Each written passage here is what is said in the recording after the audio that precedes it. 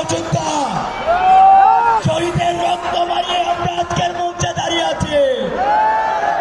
পরিষ্কার ভাবে বলতে চাই, আমার ভাইদের যারা খুন করেছে, আমার ভাইদের যারা হত্যা করেছে, আমার ভাইদের যারা শহীদ করেছে, তাদের চুল পরিমাণ ছাড়তে হবে না।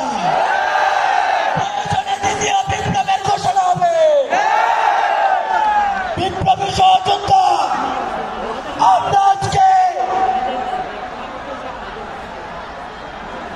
আমরা আজকে দেখতে পাচ্ছি মুজিববাদী সংবিধান এখনো বহাল রয়েছে।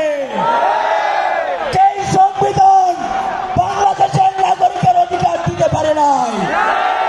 সেই সংবিধান দাড়ি টুপিওয়ালাদেরকে অধিকার দিতে পারে নাই। সেই সংবিধান আলেমদেরকে চঙ্গি বানিয়েছে। সেই সংবিধান বাংলাদেশে থাকতে পারে না।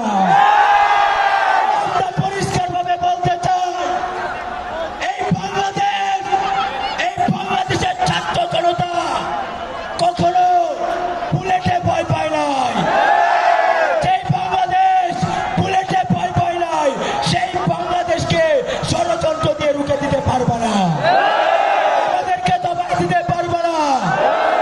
পরিষ্কার ভাবে বলতে চাই, আমরা যখন ঘর ছিঁড়েছিলাম, আমরা যখন বলেছিলাম আমরা নাও ফিরতে পারি, আমাদের ফেরার আর কোনো ইচ্ছে নাই, কিন্তু এই বাংলার জমিনে ফেসিবাদের কবর রচনা করে দেবো ইনশাআল্লাহ।